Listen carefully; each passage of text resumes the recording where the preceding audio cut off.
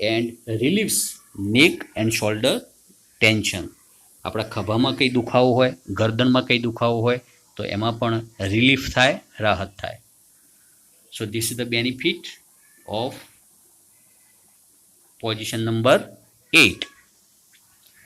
Now from the position 9th to 12 you have to, this is the same step as we have done in the earlier position.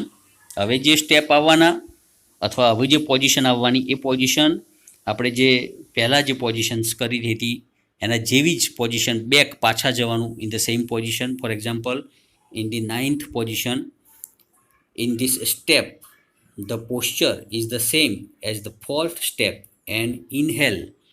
જો હવે 9મી પોઝિશનમાં તમારે આ જે position છે it is the same as the 4th position.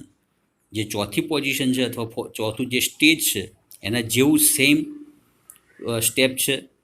અને આ સ્ટેપમાં તમારે શું કરવાનું? એન ઇનહેલ, અંદર શ્વાસ લેવાનો. So what is the benefits? Exercise spine, કરોડમાં એક્સરસાઇઝ થાય. સ્ટ્રેન્થન્સ હેન્ડ, હાથ મજબૂત થાય.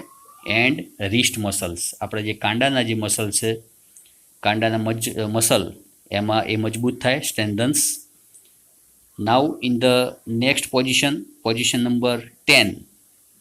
In this step the posture is the same as the 3rd step and exhale. જો હવે 10મી પોઝિશન જે છે, posture or position is the same as the 3rd step. આપણે જે ત્રીજું સ્ટેપ જોયું એના જેવી સેમ સ્ટેપ છે. એન્ડ એક્સહેલ, પણ અહીંયા શું કરવાનું છે? એન્ડ એક્સહેલ, શ્વાસ બહાર કાઢવાનો છે. હવે એનાથી શું ફાયદા થાય? It promotes blood circulation, tones abdominal tracts, stretches back and leg muscles.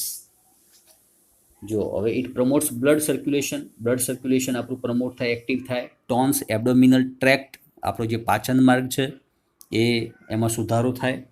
And સ્ટ્રેચિસ back, આપણે જે પીઠના જે સ્નાયુ છે એમાં સ્ટ્રેચ થાય. એન્ડ લેગ મસલ્સ, આપણા જે પગના મસલ છે એમાં પણ સ્ટ્રેચ થવાથી we can get more benefits.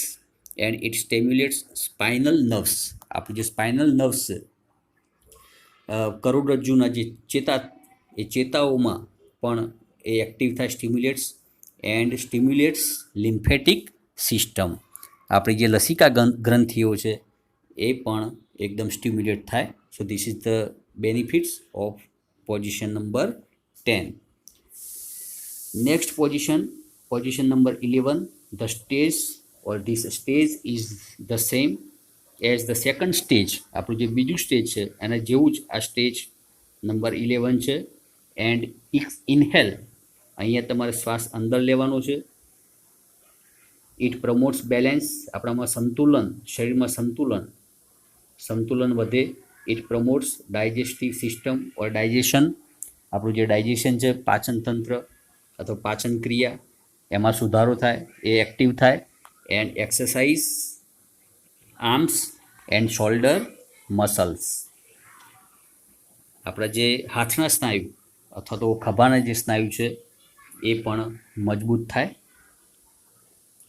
એમાં એક્સરસાઇઝ થાય. એન્ડ ટોન્સ ધ સ્પાઇન, આપણી જે કરોડ છે એમાં ટોન્સ આવે, એ લચીલાપણું આવે. And promotes flexibility in back and hips, આપણા જે હિપ્સ છે અથવા તો પીઠ છે it becomes very flexible, એકદમ ફ્લેક્સિબલ બની જાય. And it also promotes or increase flexibility in back and hips organs, આપણા જે ઓર્ગન્સ છે હિપ અને બેક એમાં પણ પ્રમોટ વધે, ફ્લેક્સિબિલિટી એમાં વધારો થાય. So let us see the last stage or last position number 12 of Surya Namaskar. How to practice position number 12. So this stage marks the final stage of Surya Namaskar. It is called the final stage of Surya Namaskar. આ જે છેલ્લું stage છે એ સૂર્ય નમસ્કારનું છેલ્લું stage કહેવાય છે. This stage marks the final, અંતિમ જે stage કહેવાય એ સૂર્ય નમસ્કારનું આ સ્ટેજ કહેવાય છે. And it is similar two the first stage. આ જે છેલ્લું સ્ટેજ છે 12મું સ્ટેજ એ સેમ ફર્સ્ટ સ્ટેજ જેવું, પહેલું જે સ્ટેજ આપણે શરૂઆત કરી હતી, પહેલું સ્ટેજ સૂર્ય નમસ્કારનું, એના જેવું સિમિલર એટલે same to the first stage, એના જેવું જ સરખું આ સ્ટેજ છે. And you have to breathe normally here. જો in the last position here you have to breathe normally. અહીંયા તમારે શ્વાસોશ્વાસની જે ક્રિયા છે, બ્રીથ, આપણા જે શ્વાસ છે એ નોર્મલ રાખવાના છે, સામાન્ય રાખવાના છે. વધારે પડતા ઊંડા શ્વાસ નહીં, વધારે પડતા શ્વાસ બહાર કાઢવા નહીં, બટ નેચરલ નોર્મલ આપણે જે શ્વાસોશ્વાસની જે ક્રિયા છે એ નોર્મલ રાખવાની. સો ઇટ પ્રમોટ્સ બેલેન્સ, સંતુલનમાં વધારો થાય. ઇટ સ્ટિમ્યુલેટ્સ રેસ્પિરેટરી સિસ્ટમ, આપણું જે શ્વસન તંત્ર છે એમાં સ્ટિમ્યુલેટ થાય, એક્ટિવ થાય. એક્સરસાઇઝ શોલ્ડર, બેક એન્ડ નેક મસલ્સ, આપણા ખભાના સ્નાયુ, પીઠના સ્નાયુ અને ગરદનના સ્નાયુ, એમાં પણ એક્સરસાઇઝ થાય, કસરત થાય. So friends, it is one of the best exercise that we have to practice. Surya Namaskar, the ancient form of yoga, and many people are practicing, as you know, Surya Namaskar daily. ઘણા બધા લોકો તમે આજે જોતા હશો સૂર્ય નમસ્કાર.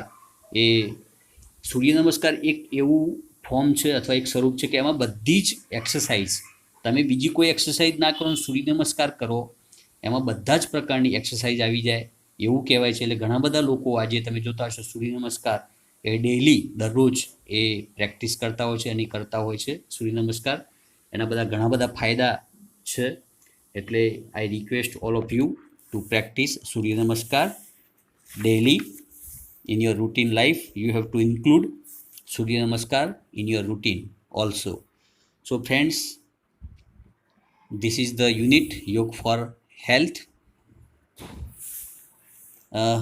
Health માટે, આપણે તંદુરસ્તી માટે, how yoga is useful, or what are the benefits of Surya Namaskar, what are the benefits of yoga in our life, આપણા જીવનમાં યોગનું શું મહત્ત્વ છે એના વિશેનું આ રીડ 2 ઓફ યુનિટ 4 આપણા અભ્યાસક્રમમાં, પાઠ્યક્રમમાં એ સમાવિષ્ટ છે. તો આના આધારિત ઘણા બધા પ્રશ્નો પરીક્ષામાં પૂછાતા હોય છે. ફોર એક્ઝામ્પલ, પહેલી પરીક્ષામાં અથવા તો બીજી પરીક્ષામાં અથવા તો ત્રીજી પરીક્ષામાં યોગ વિશેનો પ્રશ્ન નિબંધ પૂછાતો હોય છે. Benefits of yoga short note પણ પૂછાય, યોગના ફાયદા, અથવા તો હેલ્થ માટે યોગ કઈ રીતે યુઝફુલ છે, કઈ રીતે ઉપયોગી છે એના વિશે પણ નિબંધ પણ પૂછાય, એસે પણ પૂછાય યોગ ફોર હેલ્થ. એટલે just you have to prepare what is yoga and what are the benefits of yoga, યોગનું શું મહત્ત્વ છે એના વિશે તમારા નિબંધ અથવા તો સ્પીચમાં પણ પૂછાય. આપણે જે સ્પીચનો એક પ્રશ્ન આવે છે કે suppose if you have to speak in school assembly about yoga, what do you want to speak, how you speak about yoga, યોગ વિશે તમે શું બોલી શકો. એ સ્પીચ પણ આપણે પ્રશ્ન 11માં અને 12માં બંનેમાં એ સ્પીચનો પ્રશ્ન પણ પૂછાતો હોય છે.